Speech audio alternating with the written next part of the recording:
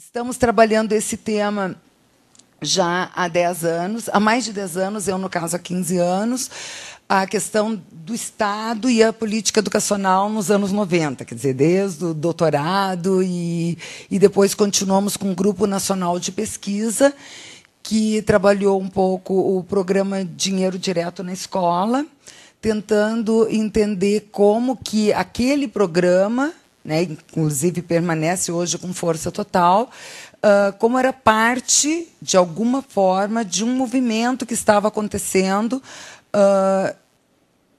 nível macro no Estado brasileiro. E, atualmente, estamos trabalhando com uma pesquisa sobre o Instituto Ayrton Senna. Temos um grupo, coordenamos a pesquisa do PDDE, eu e a professora Tereza Adrião, e agora também essa pesquisa do Instituto Ayrton Senna, né? E, inclusive, a professora Maria coordena aqui o grupo em Uberlândia. Nós temos, então, essa pesquisa acontecendo em 10 estados brasileiros. E é mais ou menos sobre isso que eu vou falar para vocês, só que vou iniciar falando dos pressupostos teóricos, né, que nos encaminham para essa pesquisa, e, no momento final, vou falar um pouquinho dos dados da pesquisa, se der tempo. Bem, então, nós iniciamos com a ideia do público-privado, entendido, então, no Estado não como uma abstração, né, nós não entendemos simplesmente o Estado como um conceito ou como um ente, entendemos o Estado como parte de um movimento, de um período particular do capitalismo. Então, quer dizer, o Estado, no capitalismo, em vários momentos, em cada período histórico, ele tem uma configuração.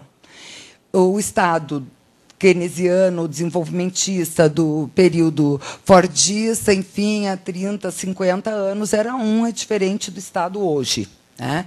Claro que permanece com características muito específicas do Estado capitalista, né? Então, é claro que ele permanece um Estado capitalista, mas ele tem características específicas em cada momento histórico. Então, é sobre isso que a gente vai falar um pouco hoje. Pode passar. Bem, nós partimos, então, de um pressuposto, né, de um estudo que vem se desenvolvendo já há alguns anos sobre o processo... Eu posso levantar? Eu não gosto de falar sentada, posso? Bom, sobre a questão da crise do capitalismo. Nós temos trabalhado, então, já há algum tempo, com um pressuposto de crise do capital, o do capitalismo, com autores como Chesner, Harvey, Mesários, enfim, autores que têm discutido que a crise é uma crise mais estrutural do capital, desse período particular do capitalismo. E a gente vem desenvolvendo há alguns anos que as estratégias de superação desta crise é que seriam, então, o neoliberalismo, reestruturação produtiva e globalização.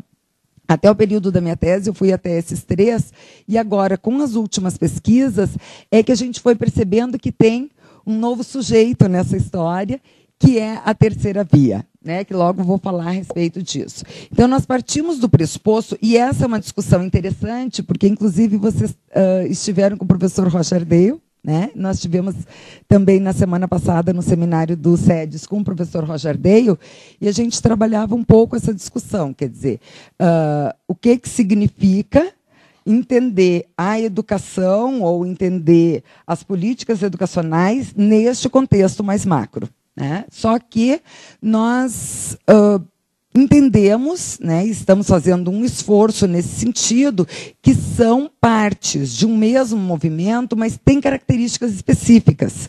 Então, a globalização produtiva, financeira, cultural, enfim, tem características diferentes da reestruturação produtiva. E tem características, e a mesma coisa o neoliberalismo, tanto enquanto teoria quanto prática, né? Neoliberalização, como diz um dos últimos livros do Harvey, que já analisa e faz um balanço do neoliberalismo, ele chama de neoliberalização. E agora também a terceira via como parte deste movimento. A terceira via, aqui entendida como aquele movimento, enfim, né, eu acho que é mais do que uma teoria, que se coloca entre a antiga social-democracia e o neoliberalismo. Tá? Então, a terceira via é entendida como a atual social-democracia. Isso é importante, logo depois eu vou falar sobre essa questão. Bom, então, a nossa ideia é que estas estratégias de superação é que redefinem o papel do Estado. Tá? Pode passar. Bom, as consequências para as políticas sociais de todos estes movimentos, elas são muitas. Né? A ideia é, principalmente, diminuir os gastos com políticas sociais, em parte descentralizando e, em parte, centralizando. Então, aquilo que nós ouvíamos falar lá no início da década de 90, que era Estado mínimo, que neoliberalismo era apenas Estado mínimo, nós verifiquei principalmente na pesquisa que fiz doutorado, que não era simplesmente Estado mínimo, né? Que, em parte, o Estado descentralizava, porque repassava para a sociedade não só o financiamento, aqui eu coloco principalmente financiamento, mas, em parte, o financiamento e a coordenação das políticas, e, por outro lado, em algumas políticas, ou nas mesmas políticas, ele também é cada vez mais centralizador, principalmente pela questão do controle de qualidade, via avaliação institucional, que aí o Almerindo deve ter conversado bastante com vocês também sobre esse processo. Né? E aí a ideia, enfim, muito mais de produtividade, de produto e não mais processo, que se passa muito mais via reestruturação produtiva, mas que é parte também de todos aqueles movimentos que nós estávamos vivenciando. Bem, nós vamos aqui tratar um pouquinho mais do neoliberalismo e da terceira via, mais do que da reestruturação produtiva e da globalização, porque o nosso objeto é a parceria público-privada, quer dizer, são as novas